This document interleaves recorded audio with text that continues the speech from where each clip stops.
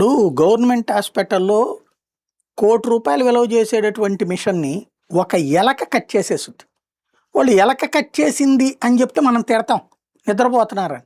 కానీ government hospital చుట్టూతా ఉండేటువంటి తినుబండర్లు ఈళ్ళు భోజనాలయి చేస్తారు. అక్కడ పడేస్తారు. ఆటిటి కోసం ఎలకలయి వస్తాయి.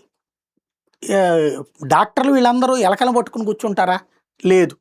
ఆ ఎలకలు నిదానంగా అక్కడ ఈ లోపలికి దూరిపోతాయి. ఆ తర్వాతన చివరికి పిల్లల్ని చంపేసిన సందర్భాలు కూడా ఉన్నాయి.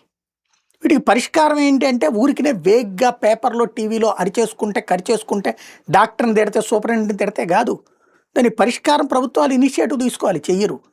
చివరికి ఆ ఎలకలను పట్టుకోవడానికి ఇంతని డబ్బులు పెడతారు మళ్ళీ.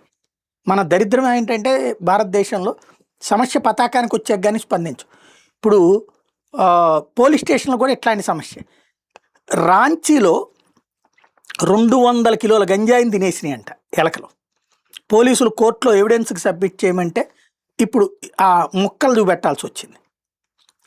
అంటే పట్టుకున్నది. దాన్ని వీళ్ళేమంటారు అధికారులు ఇదే దానికి పబ్లిక్ నుంచి ఏం రెస్పాన్స్ వస్తుంది?